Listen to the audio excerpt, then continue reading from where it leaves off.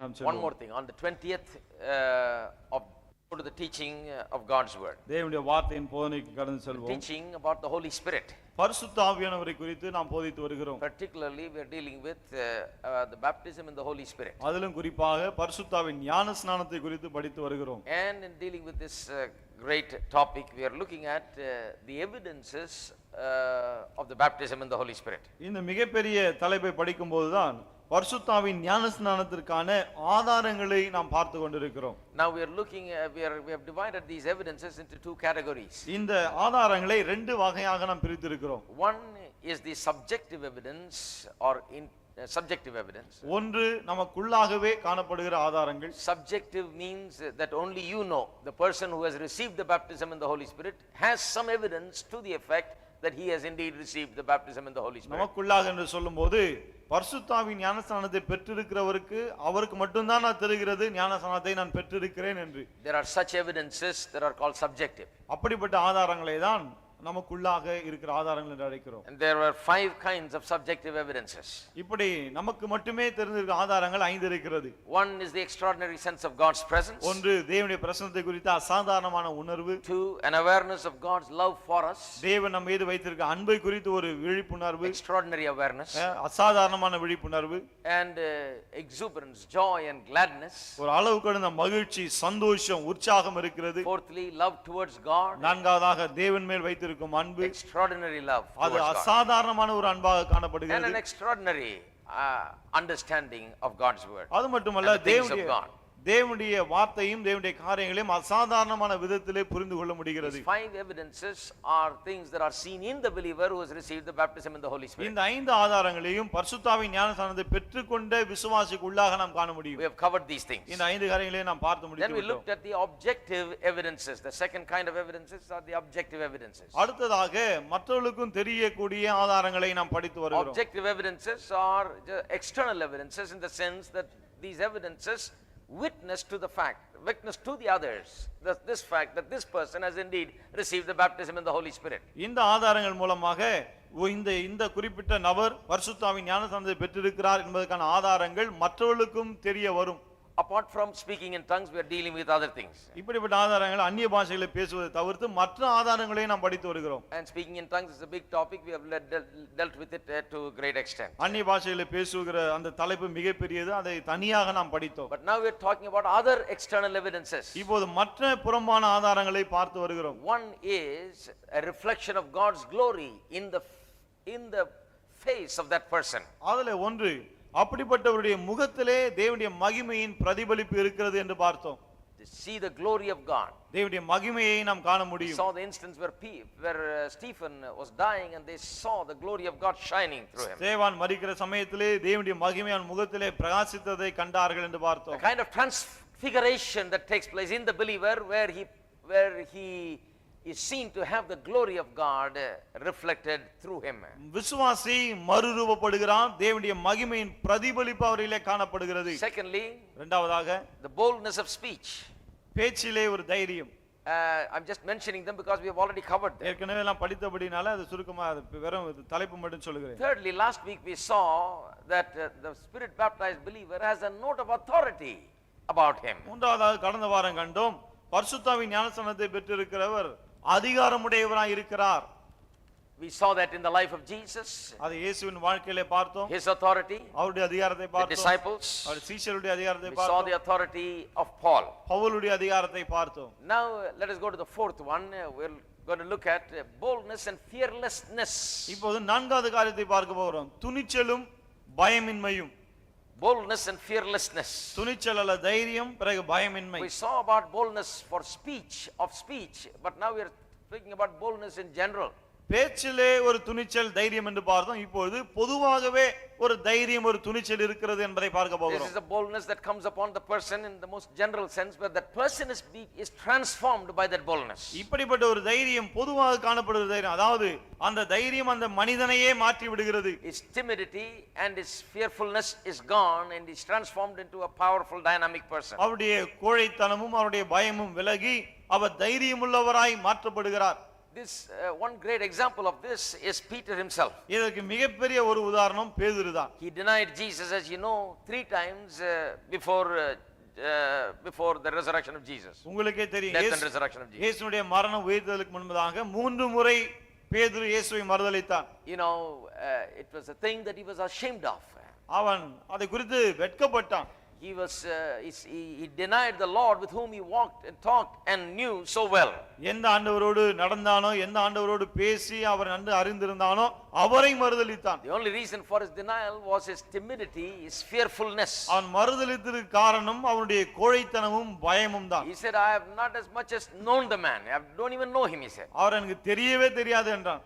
But then after the baptism in the Holy Spirit, ஆனால் பரிசுத்தாவின் ஞானஸ்நானத்துக்கு பிறகு we saw that he preached the first message there on the day of Pentecost. பெந்தெகோஸ்து நாளிலே முதலாவது பிரசங்கம் செய்கிறான் என்று நாம் பார்த்தோம். Thereafter we see him encounter many dangers and courting many arrests and dangers and persecutions, but lives boldly and fearlessly in the midst of those things. அதன் பிறகு வாழ்க்கையிலே பல போராட்டங்களை, பலமுறை அவன் தண்டனைகளை, பலமுறை சிறைச்சாலை, பலமுறை நீதிமன்றத்தை சந்திக்கிறான். ஆனால் இவைகளின் மத்தியிலும் அவன் மிகுந்த தைரியத்தோடு கூட இருக்கிறான். He is very openly threatened and warned and told to go. வெளியரங்கமாக அவன் அச்சுறுத்தப்படுகிறான், எச்சரிக்கப்படுகிறான், பிரசங்கிக்க கூடாது என்று சொல்லப்படுகிறது. He was told not to ever preach the name of Jesus. இயேசுவின் நாமத்தை குறித்து நீ பிரசங்கமே செய்யக்கூடாது என்று A சொல்லப்படுகிறது. very direct threat. நேரடியாக அச்சுறுத்தப்படுகிறான். And lives in the midst of the tremendous persecution that existed in the early days of the church. ஆதி நாட்களிலே சபையிலே மிகுந்த உபத்திரம் காணப்பட்டது. அதன் மத்தியிலே தான் அவனும் வாழ்ந்தான். We read about it in Acts chapter 4. நடபடிகள் 4ஆம் அதிகாரத்தில் அதை பற்றி வாசிக்கிறோம். Let's look at it quickly. சீக்கிரமா அதை பார்ப்போம். Acts chapter 4 verse 3. நடபடி புத்தகம் 4:3. They laid his hands on them and put them in custody until the next day, for it was already evening. அவர்களை பிடித்து சாயங்காலமா இருந்தபடியினால் மறுநாள் வரைக்கும் காவலில் வைத்தார்கள். This is talking about Peter and John. இது பேதுரு யோவானை குறித்து பேசுகிறது. Simply says that they were arrested and held overnight, அவர்களை locked up. பிடித்து மறுநாள் வரைக்கும் காவலில் வைத்தார்கள் என்று சொல்லுகிறது. Now then they were brought before the Sanhedrin, the Jewish court. அதன் பிறகு யூத நீதிமன்றத்துக்கு முன்பதாக அவர்களை கொண்டு வந்தார்கள். Read from verse 5. 5ஆம் வசனத்திலிருந்து வாசிக்கலாம். And it came to pass on the next day that their rulers, elders and scribes, as well as Annas the high priest, Caiaphas, John and Alexander, and as many as were of the family of the high priest, were gathered together at Jerusalem. மறுநாளிலே ஜனங்களுடைய அதிகாரிகளும் மூப்பரும் வேதபாரகரும் பிரதான ஆசாரியனாக அன்னாவும் காயிபாவும் யோவானும் அலெக்சந்தரும் பிரதான ஆசாரியருடைய குடும்பத்தார் யாவரும் எருசலேமிலே கூட்டங்கூடி, when they had set them in the midst, they asked, by what power or by what name have you done this? அவர்களை நடுவே நிறுத்தி, நீங்கள் எந்த வல்லமையினாலே எந்த நாமத்தினாலே இதை செய்தீர்கள் என்று கேட்டார்கள். Then Peter, filled with the Holy Spirit, said to them, அப்பொழுது பேதுரு பரிசுத்தாவியினாலே நிறைந்து அவர்களை நோக்கி, see, he already was filled with the Holy Spirit on the day of Pentecost. ஏற்கனவே பெந்தெகோஸ்து நாளிலே பரிசுத்தாவியினாலே நிறையப்பட்டான். Again it says he was filled with the Holy Spirit. மறுபடியும் இங்கே பரிசுத்தாவியினாலே அவன் நிறைந்தான் என்று சொல்லப்படுகிறது. To emphasize the fact that whatever he did there in that instance, at that place, in that dangerous moment, was as a result of this power and the might of the Holy Spirit. எதற்காக இப்படி சொல்லப்படுகிறது என்றால், அந்த ஆபத்தான சூழ்நிலையிலே அவன் செய்த எல்லா காரியங்களும் பரிசுத்தாவினுடைய வல்லமையினாலே அந்த தைரியத்தினாலே செய்யப்பட்டவைகள் என்று சொல்வதற்காகத்தான். The bold stand which he makes there and the declaration of the gospel there was as a result of the baptism in the Holy Spirit. அவன் தைரியமாய் அங்கே நின்று சுவிசேஷத்தை குறித்து பேசுவது பரிசுத்தாவின் ஞானஸ்நானத்தின் விளைவாக உண்டான ஒன்று.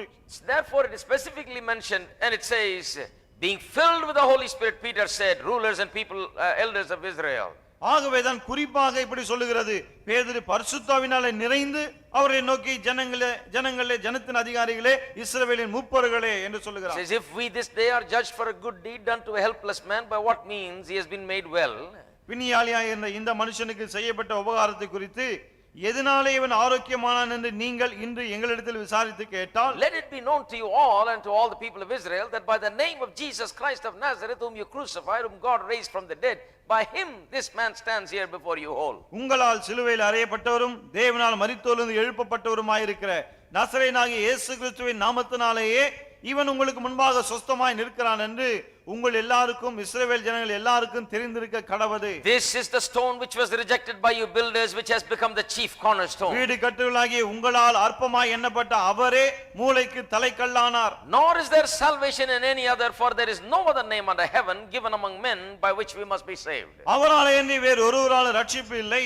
நாம் ரட்சிக்கப்படும்படிக்கு வானத்தின் கீழெங்கும் மனுஷர்களுக்குள்ளே அவருடைய நாமமே அல்லாமல் வேறொரு நாமம் கட்டளையிடப்படவும் இல்லை என்றான். Verse 13 says, now when they saw the boldness of Peter and John, 13 சொல்லுகிறது, பேதுருவும் யோவானும் பேசுகிற தைரியத்தை அவர்கள் கண்டு, they realized something about that.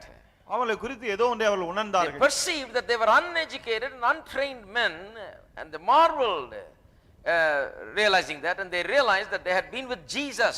அவர்கள் படிப்பறியாதவர்கள் என்றும் பேதமில்லவர்கள் என்றும் அறிந்தபடியினால் ஆச்சரியப்பட்டு அவர்கள் இயேசுவுடனே கூட இருந்தவர்கள் என்றும் அறிந்து கொண்டார்கள். Here was two preachers, Jesus kind of preachers. இங்கே இயேசுவின் வகையை சேர்ந்த ரெண்டு பிரசங்கியாளரை பார்க்கிறோம். How did Jesus preach? இயேசு எப்படி பிரசங்கித்தார்? He preached by the power and the anointing of the Holy Spirit. பரிசுத்தாவின் வல்லமையினால அபிஷேகத்தினாலே பிரசங்கித்தார். Peter said, God anointed Jesus of Nazareth with the Holy Ghost and power.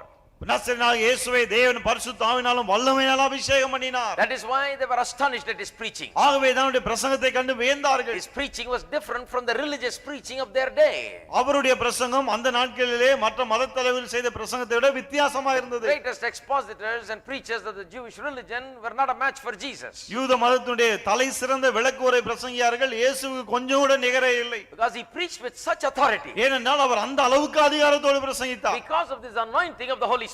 ஏனென்றால் பரிசுத்தாவின் அபிஷேகத்தின் விளைவாக. But now his disciples also have that anointing and they preach with such boldness. இப்போது அந்த அபிஷேகத்தை அவருடைய சீஷர்களும் பெற்று அதே தைரியத்தோடு பேசுகிறார்கள்.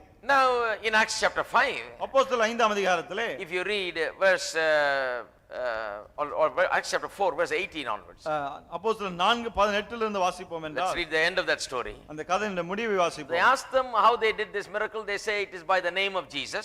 எப்படி இந்த அற்புதத்தை செய்தீங்கன்னு கேட்டா இயேசுவின் நாமத்தினால செய்தோன்றாங்க. This, and he also says this is the Jesus you crucified. அது மட்டுமல்ல இந்த இயேசுவை நீங்கள் சிலுவையில் அறைந்தீர்கள் என்று He's சொல்லுகிறார். telling these great Jewish leaders, you rejected him, but God made him the chief cornerstone. யூத அந்த மிகப்பெரிய தலைவில பார்த்தவன் சொல்ல நீங்கள் அவரை நிராகரித்தீர்கள் ஆனால் தேவனோ அவரை தலைக்கல்லாக்கினார் என்று. He's telling the Jewish leaders there is salvation in no other name other than the name of Jesus. இயேசுவின் நாமத்தை தவிர வேறு எந்த நாமத்திலும் ரட்சிப்பு இல்லை என்று அவர்களுக்கு Now சொல்லுகிறார்கள். that is boldness. அதுதான் தைரியம். Verse 18. 18ஆம் வசனம். So they called on them and commanded them not to speak at all or teach in the name of Jesus. அவர்களை அழைத்து இயேசுவின் நாமத்தை குறித்து எவ்வளவும் பேசவும் போதிக்கவும் கூடாது என்று அவர்களுக்கு கட்டளையிட்டார்கள். But look at the answer immediately. ஆனா உடனடியா வர பதில பாருங்க. But Peter and John answered and said to them, whether it is right in the sight of God to listen to you more than to God, you judge. For we cannot but speak the things which we have seen and heard. பேதுரு யோவான் அவர்களுக்கு பிரதியுத்தரமாக தேவனுக்கு செவி கொடுக்கிறதை பார்க்கலும் உங்களுக்கு செவி கொடுக்கிறது தேவனுக்கு முன்பாக நியாயமாய் இருக்குமோ என்று நீங்களே நிதானித்து பாருங்கள். நாங்கள் கண்டவைகளையும் கேட்டவைகளையும் பேசாமல் இருக்க கூடாதே. Immediately the answer comes. உடனடியா பதில் வருது. Boldness has completely departed from them. I mean fearfulness has completely departed. பயம் முற்றிலும் அவரை விட்டு விலகி போயிருந்தது. Boldness and fearlessness has come into them. இப்போது தைரியமும் பயமின்மையும் அவர்களை ஆட்கொண்டிருக்கிறது. No hesitation, no delay in answering. They are just simply answering with such boldness. கொஞ்சம் கூட தயக்கம் கிடையாது, பதிலிலே தாமதம் கிடையாது, தைரியத்தோடு உடனடியாய் பதிலளிக்கிறார்கள். If you read the passage, the only thing that stands out is this. அந்த பகுதியை வாசிக்கும்போது ஒரு காரியம் தெளிவாய் தெரிகிறது. Having now received the baptism in the Holy Spirit, பரிசுத்தாவின் ஞானஸ்நானத்தை பெற்ற பிறகு something tremendous has taken place in these people. ஏதோ ஒரு அற்புதமான காரியம் அவர்களிலே நிகழ்ந்திருக்கிறது. Not only Peter but also John. பேதுருவிலே மட்டுமல்ல யோவானிலும். And they look upon the world and the men and the authority and everything in this world and they think of them as ordinary men and nothing before God Almighty. இந்த உலகத்தையும் அதனுடைய மனிதர்களையும் அதிலுள்ள அதிகாரம் படைத்தவர்களையும் அவர்கள் பார்த்து இந்த உலகத்தினுடைய அதிகாரங்கள் எல்லாம் தேவனுக்கு முன்பதாக ஒன்றுமே இல்லை என்று அவர்கள் எண்ணுகிறார்கள். Boldly they speak. தைரியமாய் அவர்கள் பேசுகிறார்கள். Acts chapter 5. அப்போஸ்தலர் 5ஆம் அதிகாரம். Acts chapter 5 verse 29. அப்போஸ்தலர் 5:29. They were again on trial. மறுபடியும் விசாரணை கொண்டு போகப்படுகிறார்கள். Verse 29. 29 பாருங்கள். Peter and other apostles answered and said, we ought to obey God rather than men. அதற்கு பேதுருவும் மற்ற அப்போஸ்தலரும் மனுஷருக்கு கீழ்ப்படிகிறதை பார்க்கலும் தேவனுக்கு கீழ்ப்படிகிறதே அவசியமா இருக்கிறது. See, once again they were imprisoned, and their answer is this now, this time when they threatened. மறுபடியும் சிறைபிடிக்கப்படுகிறார்கள். இப்பொழுது அச்சுறுத்தப்படும் போது இப்படி பதில் சொல்கிறார்கள். They asked them, did we not already told you and warn you that you do not teach in this name? You should not teach in this name. இந்த நாமத்திலே நீங்கள் பிரசங்கம் பண்ண கூடாதுன்னு ஏற்கனவே உங்களை எச்சரித்தோம் அல்லவா என்று சொல்கிறார்கள். But you have filled all of Jerusalem with this doctrine. ஆனா எருசலேம் முழுவதையும் இந்த போதகத்தினாலே நீங்கள் நிரப்பி விட்டீர்கள். And they said, we already warned you. ஏற்கனவே உங்களை எச்சரித்தோமே அப்படின்றாங்க. But again the answer comes, we ought not to obey God rather than men. We மறுபடியும் ought to obey God rather than men. மனுஷருக்கு கீழ்ப்படிவதை பார்க்கலும் தேவனுக்கு கீழ்ப்படிவது அவசியம். And again they declare, மறுபடியும் அறிவிக்கிறார்கள், the God of our fathers raised up Jesus, whom you murdered by hanging on a tree. நீங்கள் மரத்திலே தூக்கி கொலை செய்த இயேசுவை நம்முடைய பிதாக்களின் தேவன் எழுப்பி, Him God has exalted to his right hand to be the prince and savior, to give repentance to Israel and forgiveness of sins. இஸ்ரவேலுக்கு மனம் திரும்பலையும் பாவ மன்னிப்பையும் அருளுகிறதற்காக அவரை அதிபதியாகவும் இரட்சகராகவும் தமது வலது கரத்தினாலே உயர்த்தினார். We are his witnesses to these things, and so also is the Holy Spirit whom God has given to those who obey him. இந்த சங்கதிகளை குறித்து நாங்கள் அவருக்கு சாட்சிகளாய் இருக்கிறோம். தேவன் தமக்கு கீழ்ப்படிகிறவர்களுக்கு தந்தருளின பரிசுத்த ஆவியும் சாட்சி என்றார்கள். If you read that passage in the previous chapter, இது முந்தின அதிகாரத்தில் அந்த பகுதியை வாசித்தால் you'll see that people pray there together. மக்கள் அங்கே ஒன்று கூடி ஜெபிக்கிறதை பார்க்கிறோம். In verse 31 we are told that they were all filled with the Holy Spirit. 31ஆம் வசனம் சொல்கிறது, எல்லாரும் பரிசுத்த ஆவியினாலே நிறைந்தார்கள் என்று. And they spoke the word of God with boldness. தேவ வசனத்தை தைரியமாய் சொன்னார்கள். This is not talking just about the apostles Peter and John. இந்த காரியம் பேதுரு யோவான் போன்ற அப்போஸ்தலரை குறித்து மட்டும் It பேசவில்லை. is talking about the boldness that came generally upon the church, upon the people, upon the ordinary people of the church. பொதுவாகவே சபை விசுவாசிகள் எல்லாருக்கும் உண்டான அந்த தைரியத்தை குறித்து பேசுகிறது. You read the church history, சபை சரித்திரத்தை நீங்க வாசித்து it பாருங்க. is full of instances where people encountered persecution. மக்கள் உபத்திரவங்களை சந்தித்தார்கள் என்று நிறைய பார்க்கலாம். The first century was a period when Christians were persecuted. முதலாம் நூற்றாண்டிலே கிறிஸ்தவர்கள் மிகுதியாய் It துன்பப்படுத்தப்பட்டார்கள். was not easy to be a Christian in ஒரு those days. கிறிஸ்தவனாய் இருப்பது அந்த நாட்களிலே சாதாரண காரியம் அல்ல. It was not easy to live as a Christian, and more than that, it was not easy to testify about the name of Jesus. ஒரு கிறிஸ்தவனாய் வாழ்வது சாத்தியமல்ல, அதற்கு மேலாக இயேசுவை குறித்து சாட்சி சொல்வது கொஞ்சம் கூட சாத்தியமே அல்ல. They were warned, forbidden, told not to. அந்த அளவுக்கு எச்சரிக்கப்பட்டார்கள், அச்சுறுத்தப்பட்டார்கள், சொல்லக்கூடாது என்று தடை விதிக்கப்பட்டது. Yet in the midst of all that, they were bold, and you read in history again and again, people were even willing to give their lives for the cause. என்றால் இதன் மத்தியிலே தான் தைரியமா இருந்தார்கள். சரித்திரத்தை பார்த்தால் இதற்காக மக்கள் தங்கள் உயிரையும் கொடுக்க ஆயத்தமா இருந்தார்கள் என்று பார்க்கிறோம். You see, we live in much easier days. ரொம்ப கொஞ்சம் அதை விட இன்றைக்கு கொஞ்சம் வசதியான காலத்தில் நாம் வாழ்கிறோம். But you know, even this day and age, we need boldness. ஆனால் இந்த காலகட்டத்திலும் யுகத்திலும் நமக்கு தைரியம் If தேவை. you are afraid, you cannot do any work for God. பயந்தால் தேவனுக்காக ஊழியமே செய்ய முடியாது. Many people are even afraid to share about Jesus to another person. பலர் இன்னொருவருக்கு மற்றவர்களுக்கு இயேசுவை பற்றி சொல்லவே They are பயப்படுகிறார்கள். timid, they are afraid to open their mouth and witness. கோழைகளாய் இருக்கிறார்கள், பயப்படுகிறார்கள், வாயை திறந்து பேச பயம். One of the things that the baptism in the Holy Spirit does is to give you boldness and fearlessness. பரிசுத்தாவின் ஞானஸ்நானம் செய்கிற ஒரு காரியம் தைரியத்தையும் அந்த தைரியத்தை கொடுத்து கோழைத்தனத்தை விளக்குகிறது. Not only boldness in speech, but boldness in general, to live in the midst of this evil and wicked and perverse generation and live for God boldly. பேசுவதற்கு தைரியம் மட்டுமல்ல, இந்த பொல்லாத மாறுபாடான சந்ததியிலே தேவனுக்காக தைரியமாய் வாழ்வதற்கும் அது உதவி செய்கிறது. And to be different in this world. இந்த உலகத்துல வித்தியாசமா இருக்க உதவுகிறது. To be different kind of people. வித்தியாசமான வகையான ஆட்களா இருக்க. This is surely a sign of the baptism in the Holy இது Spirit. பரிசுத்தாவின் ஞானஸ்நானத்திற்கான ஒரு நிச்சயமான It அடையாளம். is not just preachers that need it. வெறும் பிரசங்கியார்களுக்கு மாத்திரம் இது தேவை என்றல்ல, Everybody needs it. எல்லாருக்கும் இது தேவை. Every single person needs it. ஒவ்வொருவருக்கும் தேவை. Every single believer needs it. ஒவ்வொரு விசுவாசிக்கும் தேவை. If you are afraid, then you can't live for God. நீங்கள் பயந்தால் தேவனுக்காக வாழ முடியாது. Let me tell you, if you are afraid, you cannot live at all. மறுபடியும் சொல்ல, பயந்தோம்னா வாழவே முடியாது. முதல்ல Amen. Amen. Cannot live at all. வாழவே முடியாது. I have said it before, I think.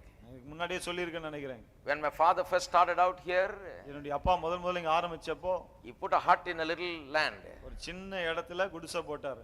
There was a man that was politically influential there. இங்க கொஞ்சம் அரசியல் செல்வாக்குள்ள ஒரு ஆள் இருந்தார். He didn't like him putting up the tent there. அவர் அங்க போய் கொட்டகை போறது அவருக்கு பிடிக்கல. He had his cows there, you see. ஏன்னா அவர் அங்க மாடெல்லாம் கட்டி வச்சிருந்தாரு. So he had to vacate the place. அவன் அந்த மாட்டெல்லாம் அவர் அவுத்துட்டு போக வேண்டியதா இருந்தது. And he didn't like it. அது அவருக்கு இஷ்டம் இல்ல. So he got into a battle. அவன் எங்க கூட சண்டைக்கு வந்தாரு. So finally he said, looked at my father and said, you know who I am? அலிசர் எங்க அப்பா பார்த்து சொன்னா, நான் யாருன்னு தெரியுமா உனக்கு? He said, I am going to throw you right out of this city. இந்த ஊர்லயே இல்லாம பண்ணிடுறேன் உன்னன்னாரு. That's what I'll do. ஊரை விட்டு ஓட வைக்கிறேன் பாரு. You will not be in this city, he said. ஊரை விட்டு ஓட வைக்கிறேன், இங்க இருக்க மாட்டேன்னாரு. That was almost 40 years ago. அது 40 வருஷத்துக்கு முன்னாடி சொல்லப்பட்டது. We are still here. நான் இன்னும் இங்க தான் இருக்கோம். And he is also still there. அவரும் இன்னும் இங்க தான் இருக்காரு. When he sees me, he gives me great regard and respect and wishes me. என்னை பார்க்கும்போது மதிக்கிறார், மரியாதை செலுத்துறார், வணங்குகிறார். You see, we live for a God who's mighty. நாம் வல்லமையுள்ள தேவனை ஆராதிக்கிறோம். You see, if you want to live and be a witness for God in this world, you cannot be afraid and run. இந்த உலகத்துல தேவனுக்காக வாழ்ந்து சாட்சியா இருக்கணும்னா பயந்து ஓடிட முடியாது. We must stand. நிற்கணும். And we must stand for Jesus. இயேசுவுக்காக நிற்க வேண்டும். And we must live boldly and fearlessly. தைரியமாய் கொஞ்சம் கூட பயமே இல்லாமல் வாழ வேண்டும். We have nothing to be afraid. பயப்பட நமக்கு ஒண்ணுமே இல்ல. They should be afraid. அவங்க தான் பயப்படணும். They should be afraid of hell. They should be afraid of coming judgment. They should be afraid of God. They should be afraid of their sins. They should be afraid of their punishment. தேவனை குறித்து, தண்டனை குறித்து, நரகத்தை குறித்து, பாவத்தை குறித்து, வரப்போற நியாய தீர்ப்பை குறித்து அவங்க தான் பயப்படணும். People of this world must live in fear. இந்த உலக மக்கள் தான் பயத்துல வாழ வேண்டும். Let them live in fear. அவர்கள் பயத்துல வாழட்டும். We are people of God. நாம் தேவ ஜனங்கள். We must be bold and fearless. தைரியத்தோடு பயமே இல்லாமல் வாழ வேண்டும். Amen. Amen. Are you there? இருக்கீங்களா? And the Holy Spirit's power is given for that reason. பரிசுத்தாவின் வல்லமை அதற்காக தான் கொடுக்கப்பட்டிருக்கிறது. The power from heaven is not just to make a big noise. உன்னதத்திலிருந்து வருகிற பலன் சும்மா கூச்சல் போடுறதுக்காக கிடையாது. No. Noise is for a reason. We are happy, so we make a noise. கூச்சல் கூட ஒரு காரணத்துக்காக தான். சந்தோஷமா இருக்கும், கூச்சல் போடுறோம். There's nothing wrong with that. அது தப்பே கிடையாது. But it's more than noise. ஆனா இது வெறும் கூச்சல் அல்ல, அதற்கு மேலானது. A great assurance and substance inside. மிகப்பெரிய நிச்சயம் உள்ளே இருக்கு, அதுக்கு ஒரு அர்த்தமும் இருக்கு. A strength and a power inside. உள்ளே பலன், வல்லமை இருக்கிறது. We are not afraid of this world. உலகத்தை கண்டு நாம் பயப்படுகிறது இல்லை. Because Jesus said, I have overcome the world. இயேசு சொன்னார், நான் உலகத்தை ஜெயித்தேன். We are living in a world into which our God, the Son of God, came into and lived as a man. நம்முடைய இரட்சகர் தேவகுமாரன் இயேசுவே இந்த உலகத்துல வந்து வாழ்ந்து போயிருக்கிறார். அப்படிப்பட்ட உலகத்தை தான் நாம் வாழுகிறோம். Walked in this world. இந்த உலகத்துல அவர் நடந்திருக்கிறார். He has encountered the wickedness of men. இந்த மனுஷனுடைய துன்மார்க்கத்தை அவர் சந்தித்திருக்கிறார். And he has conquered over every evil and every wickedness of men. மனிதனுடைய சகல தீமைகளையும் பொல்லாப்புகளையும் அவர் ஜெயித்திருக்கிறார். His death was not him losing or losing a battle. அவருடைய மரணம் அவர் தோற்றார் என்பதன் அடையாளம் அல்ல. No man, he said, could take my life away from me. அவர் சொன்னார், ஒருவனும் என் ஜீவனை எடுக்க முடியாது. He said, I will give my life on the cross.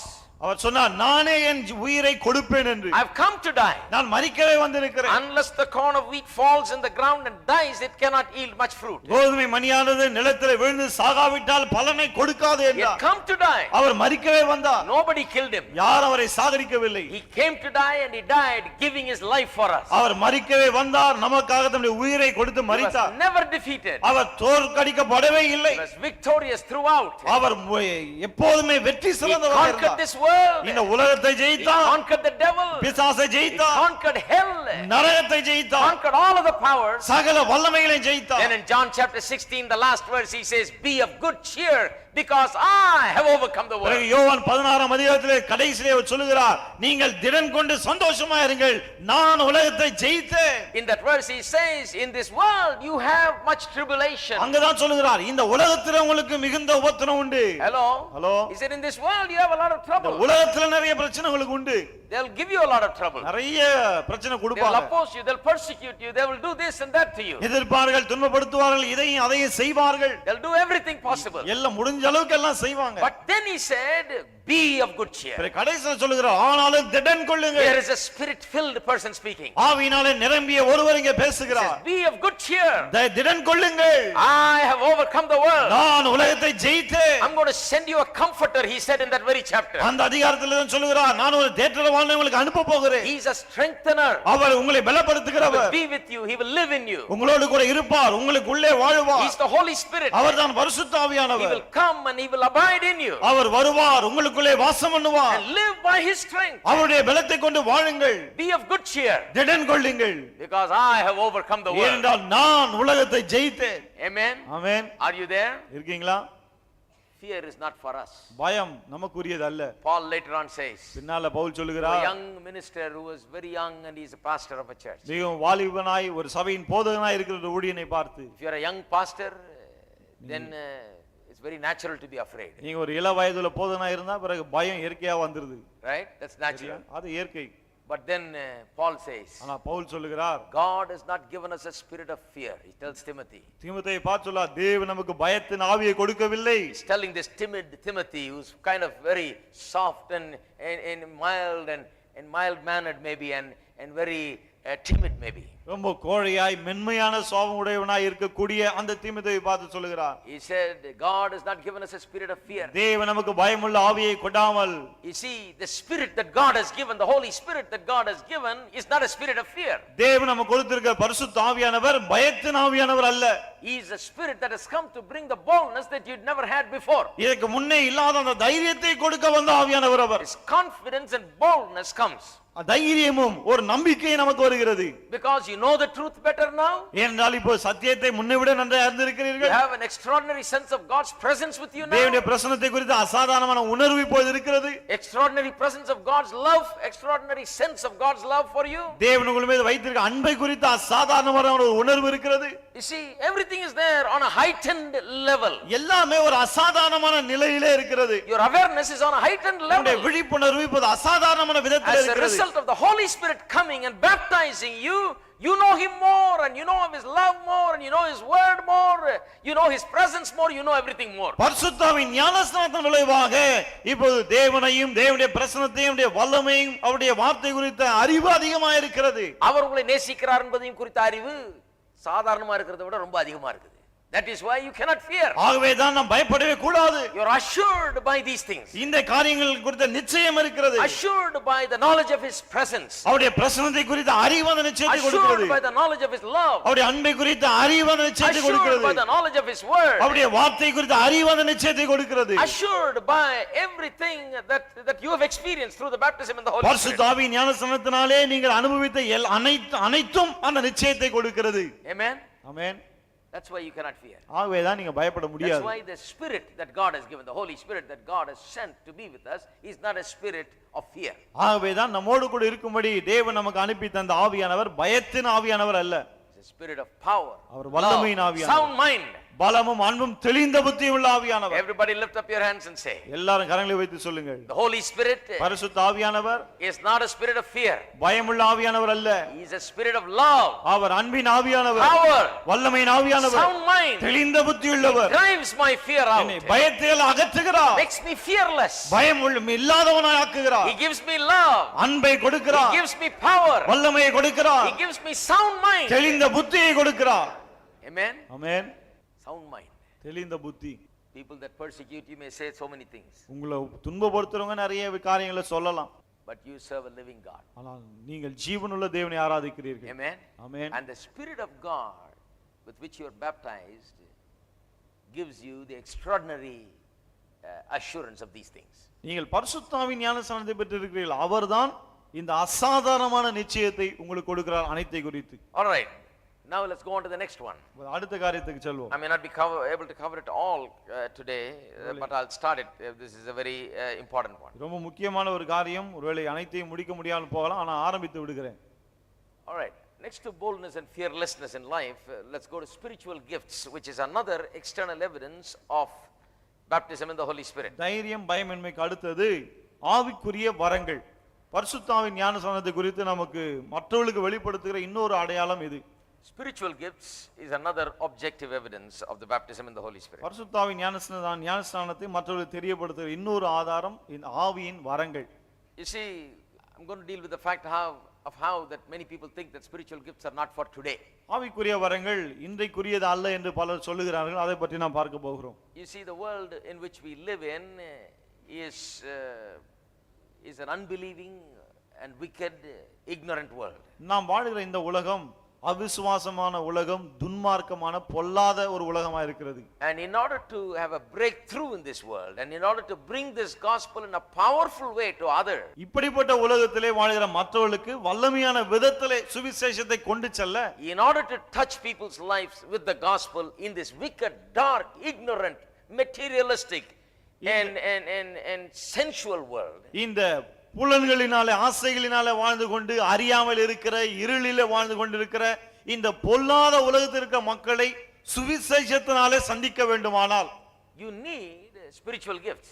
ஆவிக்குரிய வரங்கள் தேவை. You see, without spiritual gifts, it's not very easy to bring the gospel to this world. ஆவிக்குரிய வரங்கள் இல்லாமல் உலகத்துக்கு சுவிசேஷத்தை அறிவிப்பது அவ்வளவு சுலபம் இல்லை. You need miracles and signs and wonders and all the other things that the gifts of the Holy Spirit brings. பரிசுத்த ஆவியின் வரங்கள் கொண்டு வருகிற அற்புதங்கள், அடையாளங்கள், அதிசயங்கள் போன்ற மற்ற எல்லா காரியங்களும் நமக்கு தேவை.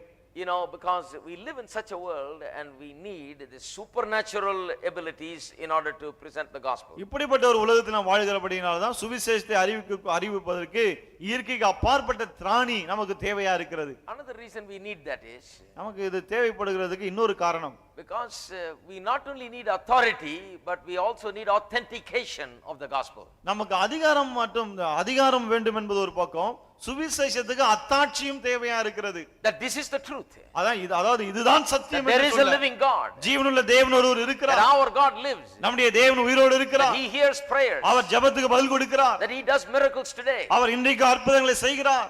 We declare it with great authority but we authenticate it with miracles and signs and wonders. மிகுந்த அதிகாரத்தோடு கூட அதை அறிவிக்கிறோம், ஆனால் அதை நிரூபிக்க நமக்கு அத்தாட்சி தேவையா இருக்கிறது. God has provided the spiritual gifts to bring this authentication along with the authority so that the gospel may go forth in this dark world in a very powerful way. இந்த இருண்ட உலகத்திலே வல்லமையான விதத்திலே பார்க்கிறோம்.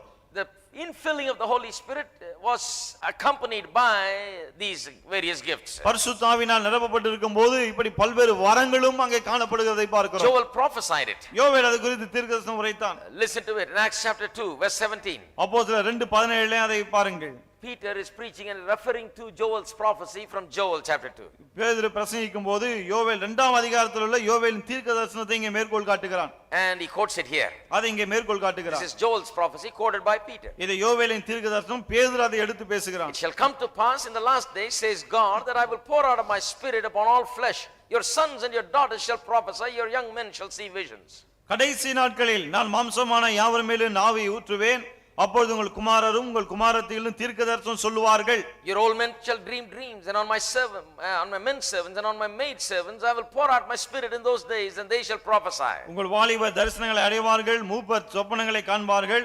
என்னுடைய ஊழியக்காரர் மேலும் என்னுடைய ஊழியக்காரிகள் மேலும் அந்நாட்களில் என் ஆவியை ஊற்றுவேன், அப்பொழுது அவர்கள் தீர்க்கதரிசனம் சொல்வார்கள். What is Peter saying? பேதுரு என்ன சொல்லுகிறார்? Why is he quoting this? ஏன் இதை மேற்கோள் காட்டுகிறார்? He is quoting it to explain what took place on the day of Pentecost. பெந்தெகோஸ்தே நாளிலே என்ன நடந்ததோ அதை விளக்குவதற்காக இதை எடுத்து சொல்லுகிறார். He says what is happening here, this is that which was prophesied, he says. இங்கே நடக்கிற காரியம் தான் அங்கே தீர்க்கதரிசனமாய் சொல்லப்பட்டிருக்கிறது. Joel prophesied about this. யோவேல் இதை குறித்து தீர்க்கதரிசனமாக சொன்னார். And that is what is happening right now. அதுதான் இப்பொழுது நடைபெறுகிறது. Why is God pouring out his Holy Spirit on the day of Pentecost? ஏன் பெந்தெகோஸ்தே நாளிலே தேவன் பரிசுத்த ஆவியானவரை பொழிந்தருளினார்? Because he has given them the great commission to take the gospel and preach it in Jerusalem, Samaria, and to the uttermost part of the world. ஏனென்றால் எருசலேமிலும் சமாரியாவிலும் பூமியின் கடைசி வரையந்தமும் சுவிசேஷத்தை அறிவிக்கக்கூடிய மிகப்பெரிய ஒரு வேலையை அவர்கள் கொடுத்திருக்கிறார். And if they need to go forth in the dark world and proclaim the gospel, they need not only the authority to proclaim it but the authentication to do it. இருண்ட உலகத்திலே கொண்டு போய் இந்த சுவிசேஷத்தை அறிவிக்க வேண்டுமானால் அதை அறிவிப்பதற்கு அதிகாரம் மட்டுமல்ல, அதற்கு அத்தாட்சியும் அவளுக்கு தேவையா இருக்கிறது. வல்லமை அவளுக்கு தேவை. Power to do miracles. அற்புதங்களை செய்யக்கூடிய வல்லமை. Power to do operate in the miraculous.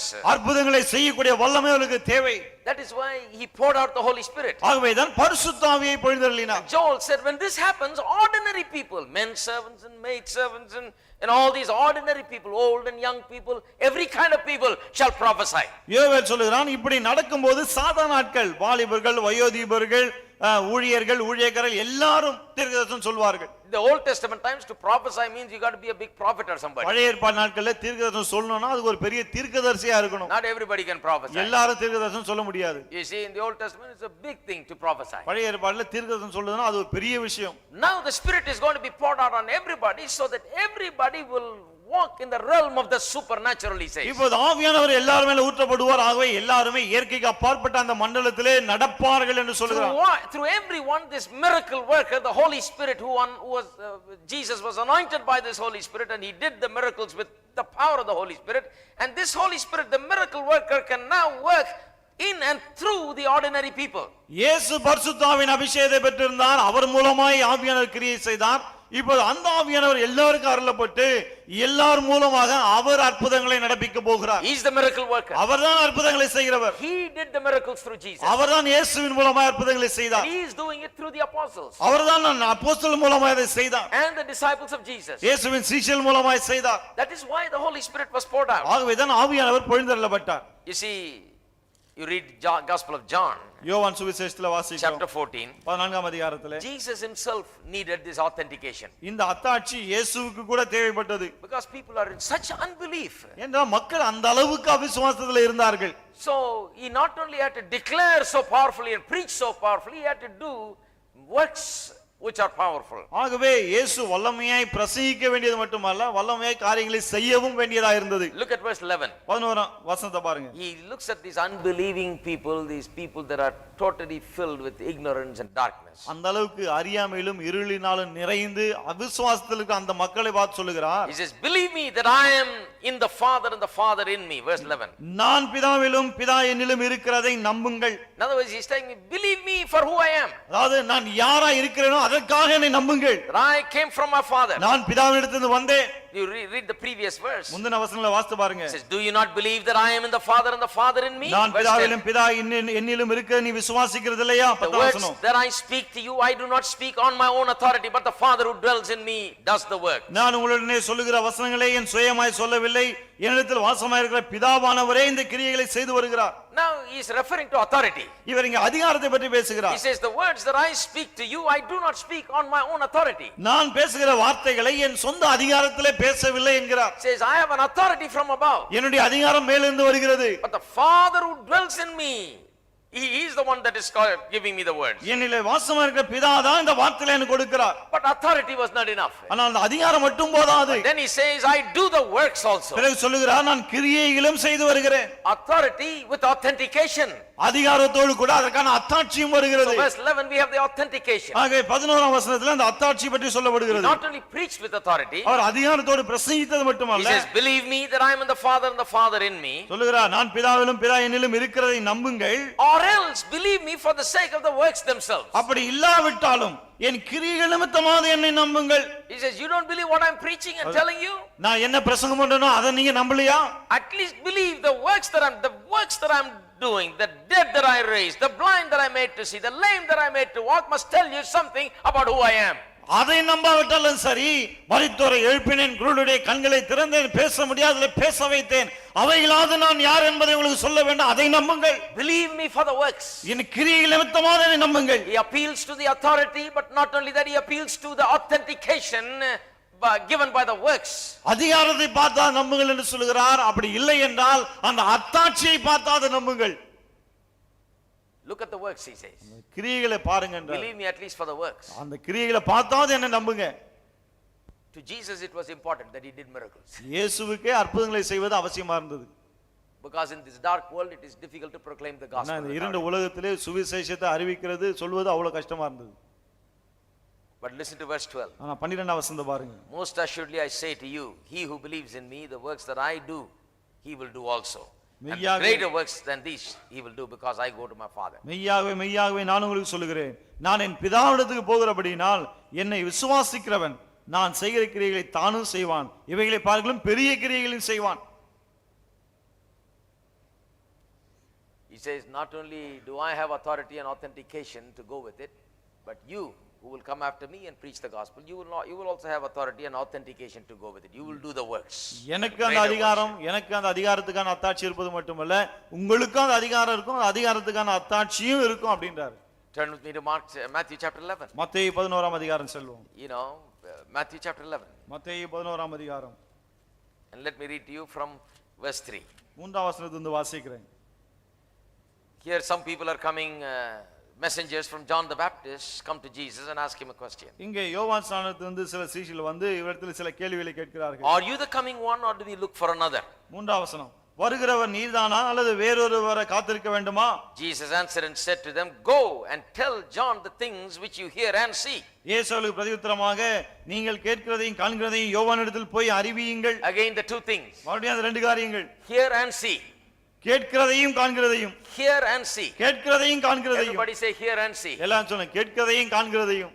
Because hear refers to the authority of his words and see refers to the authentication of his works. கேட்கிறது என்று சொல்லும்போது அவருடைய வார்த்தைகளின் அதிகாரத்தை சொல்லுகிறது, காண்கிறது என்று சொல்லும்போது அவருடைய கிரியைகளின் அத்தாட்சியை சொல்லுகிறது.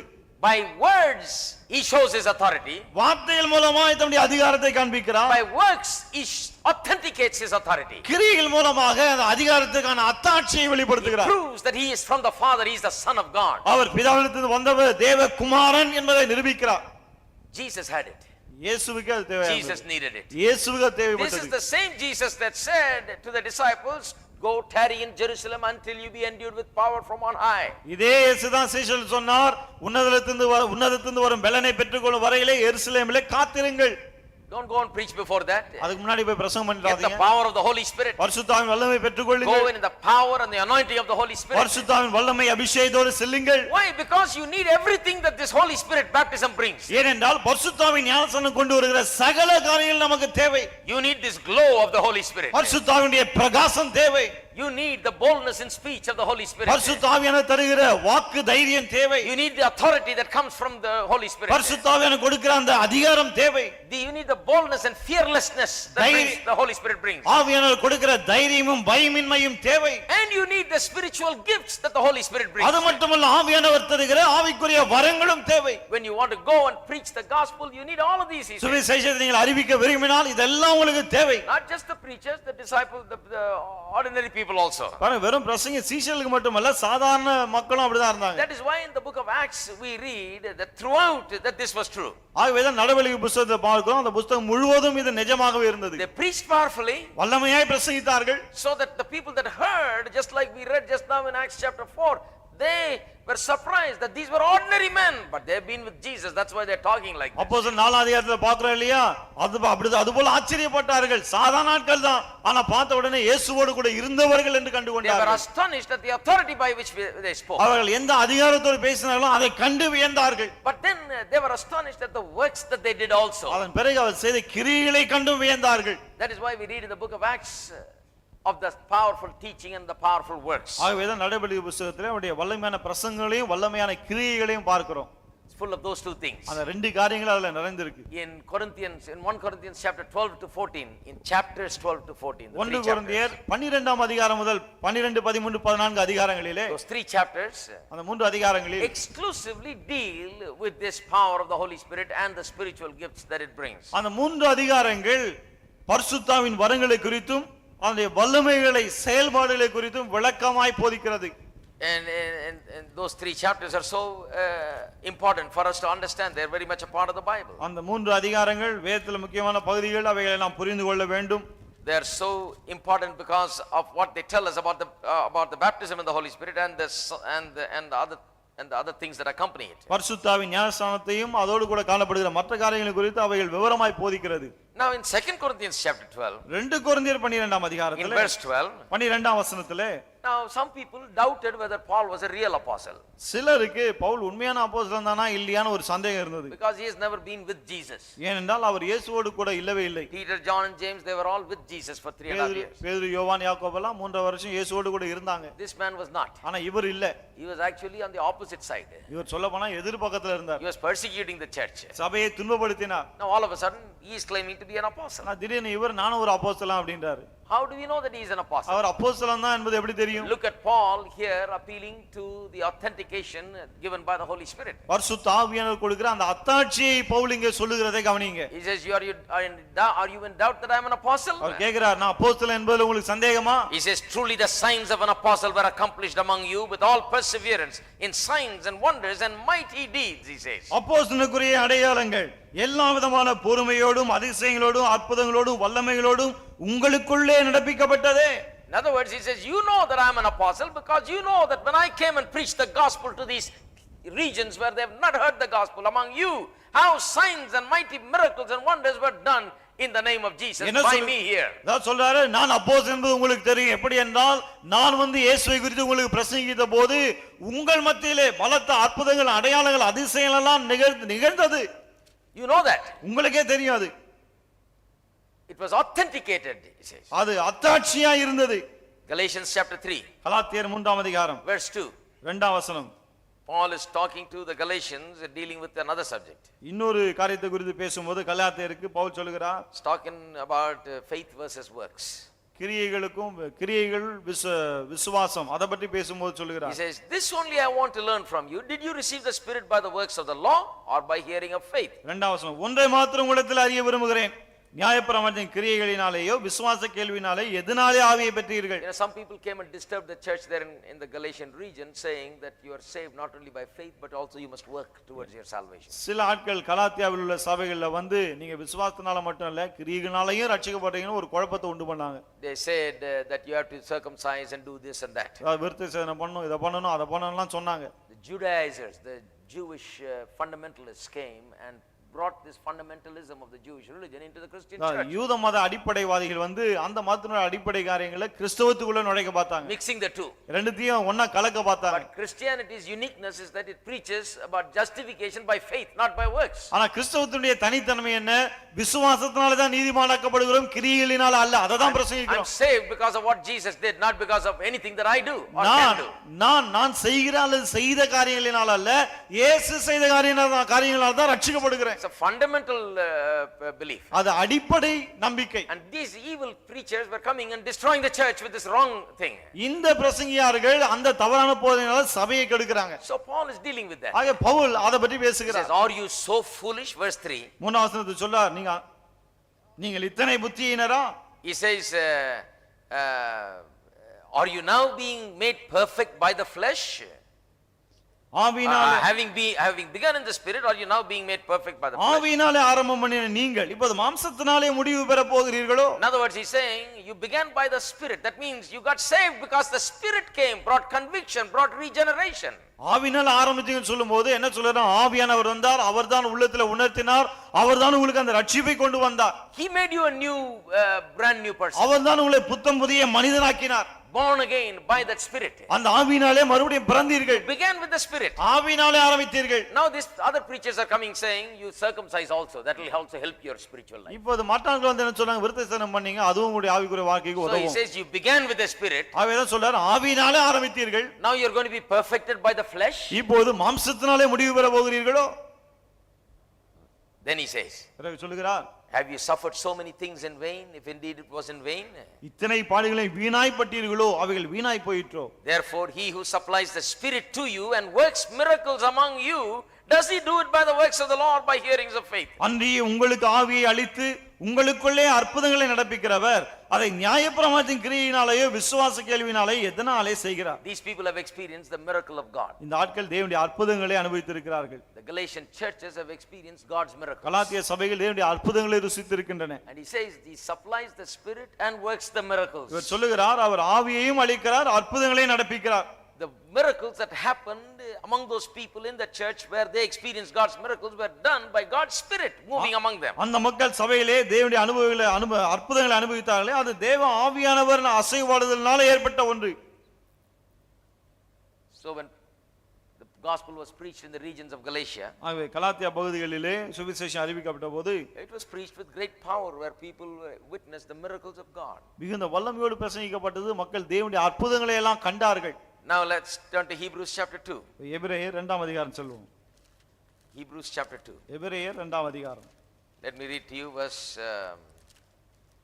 3 and 4. 3-4 வசனங்களை வாசிக்கட்டும். How shall we escape if we neglect so great a salvation, which at the first began to be spoken by the Lord and was confirmed to us by those who heard him? முதலாவது கர்த்தர் மூலமாய் அறிவிக்கப்பட்டு பின்பு அவரிடத்தில் கேட்டவர்களாலே நமக்கு உறுதியாக்கப்பட்டதும், God also bearing witness both with signs and wonders, with various miracles and gifts of the Holy Spirit according to his own will. அடையாளங்களினாலும் அற்புதங்களினாலும் பலவிதமான பலத்த செய்கைகளினாலும் தம்முடைய சித்தத்தின்படி பகிர்ந்து கொடுத்த பரிசுத்தாவின் வரங்களினாலும் தேவன் தாமே சாட்சி கொடுத்ததுமா இருக்கிற இவ்வளவு பெரிதான ரட்சிப்பை குறித்து நாம் கவலையற்றிருப்போமானால் தண்டனைக்கு எப்படி தப்பிக்கொள்வோம்? Now the author of the book of Hebrews is now referring to how the gospel was presented to them. இந்த எபிரேய ஆசிரியர் சுவிசேஷம் எப்படி அவர்களுக்கு அறிவிக்கப்பட்டது என்பதை சொல்லுகிறார். He said it first began to be spoken by the Lord. அது முதலாவது கர்த்தர் மூலமே அறிவிக்கப்பட்டது என்று சொல்லுகிறார். Jesus said, I am anointed to preach the good news. இயேசு சொன்னார், இந்த நற்செய்தியை பிரசங்கிக்க நான் அபிஷேகம் பண்ணப்பட்டிருக்கிறேன். So Jesus started preaching the good news first. ஆகவே இயேசு தான் முதலாவது நற்செய்தியை அறிவிக்க ஆரம்பித்தார். And was confirmed to us by those who heard him, he says. பிறகு அவரிடத்திலே கேட்டவர்களாலே நமக்கு அது உறுதியாக்கப்பட்டது. That means Peter, John and James, all those that were with Jesus confirmed this same thing. அப்படி அர்த்தம் என்ன? பேதுரு, யோவான், யாக்கோபு இவங்க எல்லாம் இயேசுவிடத்திலிருந்து கேட்டவர்கள், அவர்கள் அதையே உறுதி செய்தார்கள். What they heard from Jesus they also preached. இயேசுவிடத்தில் கேட்டதை அவர்களும் பிரசங்கித்தார்கள். Then notice this. பிறகு கவனிங்க, It is not just what they heard. அவர்கள் கேட்டது மாத்திரமல்ல, God also bearing witness both with signs and wonders, with various miracles and gifts of the Holy Spirit according to his own will. அடையாளங்களினாலும் அற்புதங்களினாலும் பலவிதமான பலத்த செய்கைகளினாலும் தம்முடைய சித்தத்தின்படி பகிர்ந்து கொடுத்த பரிசுத்தாவின் வரங்களினாலும் சாட்சி கொடுக்கிறார். How did the gospel come? ஆகவே சுவிசேஷம் எப்படி வந்தது? Jesus preached it. இயேசு அதை பிரசங்கித்தார். Preached it with signs and wonders. அற்புதங்கள் அடையாளங்களை கொண்டு பிரசங்கித்தார். The apostles preached it. அப்போஸ்தலர்கள் He பிரசங்கித்தார்கள். preached it with the same infilling of the Holy Spirit and with signs and wonders. அதே பரிசுத்தாவின் அபிஷேகத்தோடு அற்புதங்கள் அடையாளங்களோடு அவர்களும் பிரசங்கித்தார்கள். And that's how it came, he says. அப்படிதான் அது வந்தது என்று சொல்லுகிறார்.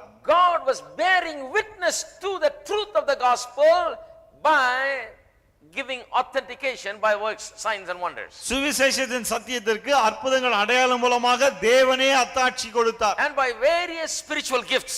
அது மட்டுமல்ல, பல்வேறு ஆவியின் வரங்களின் மூலமாகவும் கொடுத்தார். Refers to it, gifts of the Holy Spirit. பரிசுத்தாவின் வரங்கள் என்றே சொல்லுகிறது இங்கே. In other words, these people that preached the gospel in the New Testament times were preaching it filled with the Holy Spirit, with the gifts of the Holy Spirit. அதாவது புதிய ஏற்பாட்டு நாட்களிலே வசனத்தை பிரசங்கித்தவர்கள் பரிசுத்தாவினால் நிறைந்து வரங்களின் மூலமாக அதை அறிவித்தார்கள். It was authenticated by signs and wonders. அற்புதங்கள் அடையாளம் மூலமாக அது உறுதிப்படுத்தப்பட்டது. He says, how shall we neglect? How shall we escape if we neglect such great salvation? இப்படிப்பட்ட பெரிய ரட்சிப்பை குறித்து நாம் கவலையற்றிருந்தோமானா எப்படி தண்டனைக்கு தப்பித்துக் கொள்வோம்னு கேட்கிறார். He says, if it was told and authenticated by works, சொல்லுகிறார், and spiritual gifts. வார்த்தையினாலே சொல்லப்பட்டு இந்த அற்புதங்கள் அடையாள ஆவிக்குரிய வரங்களினாலே அது உறுதிப்படுத்தப்பட்டிருக்கும் என்றால், still didn't believe it, how will you escape? அப்படி பண்ணியும் நீங்க நம்பலன்னு சொன்னா எப்படி தப்பிச்சுக்குவீங்க? The point is this. என்ன சொல்ல வருகிறார்னா, Throughout the New Testament, we read this. புதிய ஏற்பாடு முழுவதும் நாம் இதை வாசிக்கிறோம். That Jesus and those after Jesus preached the gospel to this dark and evil world with the power of the Holy Spirit. அவருக்கு பின் வந்தவர்களும் பரிசுத்தாவின் வல்லமையின் மூலமாக தான் இந்த இருண்ட உலகத்திலே சுவிசேஷத்தை அறிவித்தார்கள். Spiritual gifts which also contained in it miracles, signs and wonders as part of the spiritual gifts were given to help them and aid them in the proclamation of the gospel. சுவிசேஷத்தை அறிவிக்கிற அந்த ஊழியத்திலே ஆவியின் வரங்கள் உதவியா இருக்கும்படி கொடுக்கப்பட்டது. அந்த ஆவியின் வரங்களுக்குள்ள இந்த அற்புதங்கள், அடையாளங்கள், அதிசயங்கள் போன்ற காரியங்கள் அடங்கி இருக்கு. And I believe that is no different today. இன்றைக்கும் அப்படியே தான் இருக்குன்னு நான் நம்புறேன். Not just for spiritual gifts are not just for preachers. ஆவிக்குரிய வரங்கள் வெறும் பிரசங்கியாளர்களுக்கு மட்டும் இல்ல. You know, God is not in the business of making spiritual stars. ஆவிக்குரிய நட்சத்திரங்களை உருவாக்குற வேலையில இல்ல ஆண்டவர். People are making stars out of people. மக்கள் தான் சாதாரண ஆட்களை நட்சத்திரங்கள் ஆக்கிடுறாங்க. God is not making stars like cinema actors among preachers. Cinema நட்சத்திரங்கள் போல பிரசங்கியாளர்கள நட்சத்திரங்கள் There is a உருவாக்குறாங்க. great star with all the 9 gifts. 9 வரங்களையும் பெற்ற மிகப்பெரிய நட்சத்திரம். The spiritual world is sometimes like that. ஆவிக்குரிய உலகம் சில சமயத்துல அப்படி இருக்கு. No. God is not doing that. தேவன் அப்படி செய்யல. God wants every believer to be equipped with spiritual gifts. ஒவ்வொரு விசுவாசியும் ஆவியின் வரங்களை பெற்றிருக்க வேண்டும் தான் தேவன் விரும்புகிறார். Every believer to be miracle workers. ஒவ்வொரு விசுவாசியும் அற்புதங்களை நடப்பிக்கிறவரா Every இருக்கணும். believer to be praying for the sick. ஒவ்வொரு விசுவாசியும் வியாதியஸ்தருக்காய் ஜெபிக்கணும். Every believers to be out there doing the works of Jesus in this dark world. ஒவ்வொரு விசுவாசியும் இந்த இருண்ட உலகத்திலே இயேசுவின் கிரியைகளை நடப்பிக்க வேண்டும். People are hurting, people are in need. மக்கள் தேவையிலும் காயத்திலும் இருக்கிறார்கள். People are in tears. கண்ணீரில் இருக்கிறார்கள். People are suffering. பாடுகளில் இருக்கிறார்கள். And you have great power. உங்களிடத்தில் மிகுந்த வல்லமை இருக்கிறது. Power of the Holy Spirit. பரிசுத்தாவின் வல்லமை. If you would just go and tell the word to them, tell about Jesus and lay hands on them, pray for them. நீங்கள் மாத்திரம் இடத்துல போய் இயேசுவை பற்றி சொல்லி வசனத்தை பற்றி சொல்லி கைகளை வைத்து ஜெபித்தால், cast out everything that needs to be cast out. எதெல்லாம் துரத்தப்பட வேண்டுமோ அதையெல்லாம் துரத்தி விட்டால், Take authority in the name of Jesus இயேசுவின் நாமத்தில் அதிகாரத்தை எடுத்துக்கொண்டால், and bring them into the knowledge of Jesus. இயேசுவை அறிகிற அறிவுக்குள்ளே அவளை கொண்டு வந்து விட்டால், And bring them healing and wholeness and deliverance. சுகத்தையும் சொஸ்தத்தையும் விடுதலையும் அவளுக்கு கொண்டு வந்தால், I tell you, you can win a lot of people for சொல்றேன் பாருங்க, Jesus. நிறைய பேர் இயேசுவுக்காக ஆதாயப்படுத்தலாம். Many people are ready. நிறைய பேர் ஆயத்தமா இருக்காங்க. They need someone to come and pray for them. யாராவது வந்து அவங்களுக்காக ஜெபம் பண்ணணும்னு விரும்புறாங்க. What should you do? நீங்க என்ன செய்யணும்? Don't look at yourself and say, can I do miracles? அப்படியே உங்களை பார்த்து நீங்களே கேட்டுக்காதீங்க, என்னால அற்புதங்களை செய்ய முடியுமா? God didn't tell you to do that. தேவன் உங்களை அதை செய்ய சொல்லல. God says, you go. தேவன் சொல்றார், நீங்க போங்க, You preach. பிரசங்கம் பண்ணுங்க, You pray in my name. என் நாமத்தினால ஜெபம் பண்ணுங்க, Whatever you ask in my name, you'll do. என் நாமத்தினால நான் என்ன நீங்க என்ன கேட்டாலும் செய்றேன். The works I do, you'll do also. நான் செய்கிறீங்களே நீங்களும் செய்வீங்க, You'll do by the same power. அதே வல்லமை கொண்டு செய்வீங்க. So you simply go and obey and do what he has told you to do. ஆகவே நீங்க போய் அவர் உங்களுக்கு என்ன செய்ய சொல்லியிருக்காரோ அதை செய்யுங்க, அப்புறம் கீழ்ப்படிங்க. You are not doing the miracle. நீங்க அற்புதங்களை செய்யல, You are doing what he told you to do. அவர் உங்களை என்ன செய்ய சொன்னாரோ அதான் நீங்க And செய்றீங்க. the miracle will take place. அந்த அற்புதம் நிகழும்.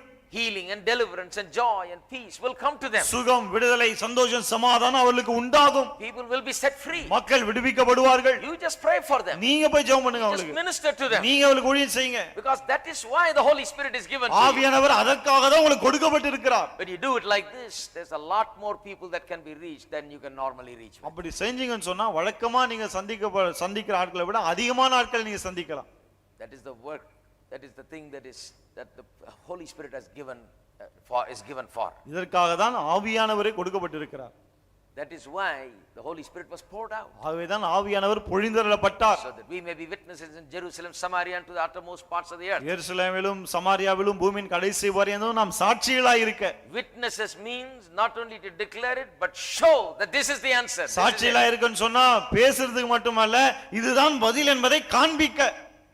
You know, when we have crusades, நாம் கூட்டங்களை நடத்தும் போது, you know, you cannot these crusades, all these village people come. இந்த கூட்டங்களுக்கு எல்லாம் கிராமத்து ஆட்கள் தான் வராங்க. Why they come in such great numbers? ஏன் அவ்வளோ பெரும் எண்ணிக்கையில வராங்க?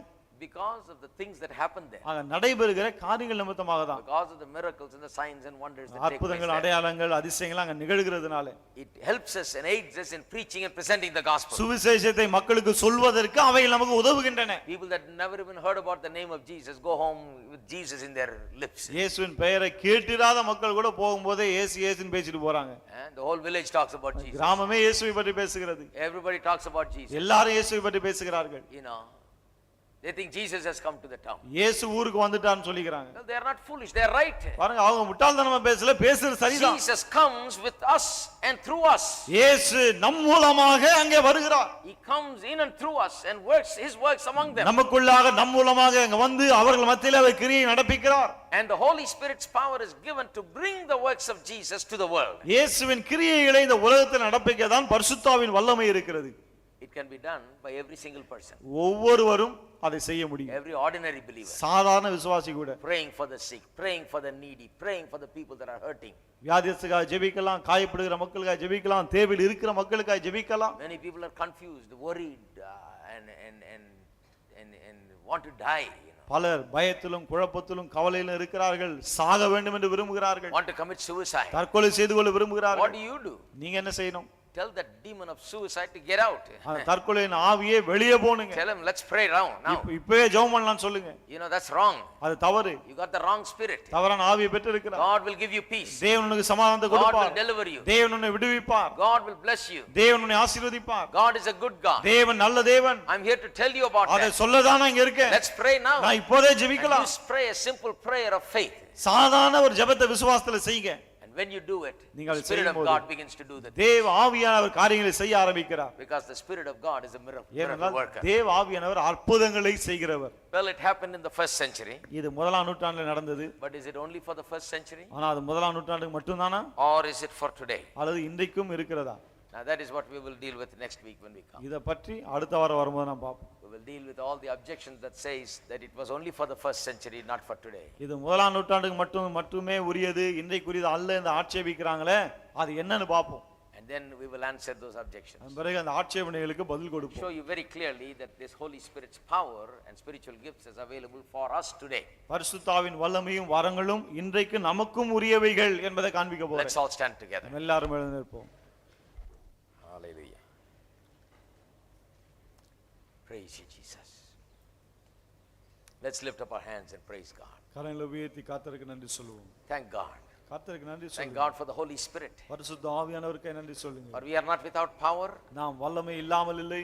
We have been given the power to go into this dark world. இந்த அந்தகாரமான உலகத்துக்குள்ளே போக நமக்கு வல்லமை கொடுக்கப்பட்டிருக்கிறது. Preach the gospel with power. சுவிசேஷத்தை வல்லமையோடு அறிவிக்க.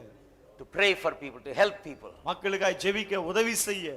To drive out the devils. பிசாசுகளை துரத்த. To deliver people. மக்களை விடுதலையாக்க. To heal the sick. வியாதியஸ்தரை குணமாக்க. To set people free. மக்களை விடுதலையாக்க. That's why we've been anointed. ஆகவேதான் நாம் அபிஷேகிக்கப்பட்டிருக்கிறோம். Just like Jesus said, the Spirit of the Lord has anointed me. இயேசு சொன்னார் அல்லவா, கர்த்தருடைய ஆவியானவர் என்னை அபிஷேகம் பண்ணியிருக்கிறார்.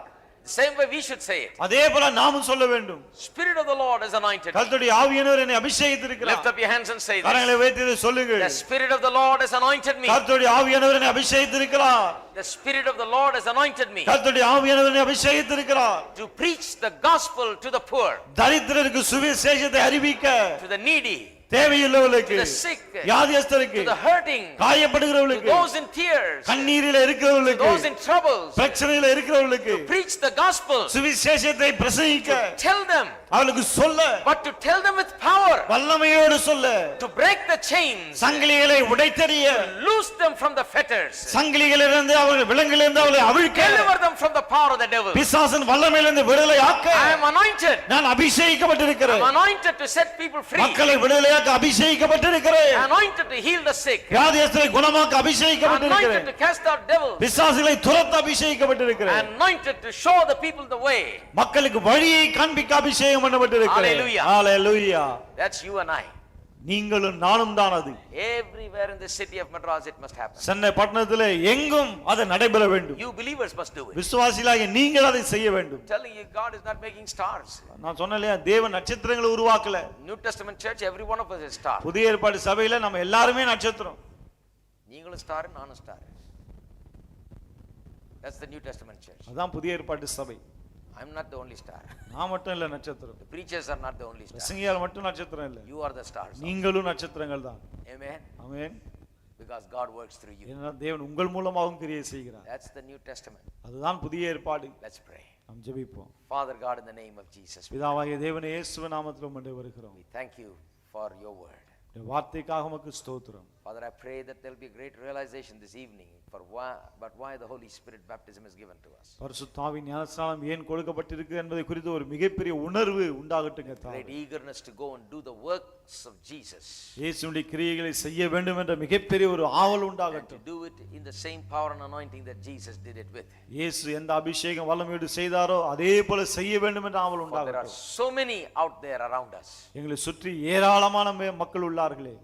And we can do something for them. நாங்கள் அவர்களுக்கு எதையாவது செய்ய முடியுமே. And you have placed us in this world for that. உலகத்தில் அதற்காகவே எங்களை வைத்திருக்கிறீர். May people go forth in your power. மக்கள் உம்முடைய வல்லமையில புறப்பட்டு செல்லட்டும். Do your mighty work. பலத்த கிரியைகளை நடப்பிக்கட்டும். In Jesus' name we pray. இயேசுவின் நாமத்தில் ஜெபிக்கிறோம். Amen. ஆமென்.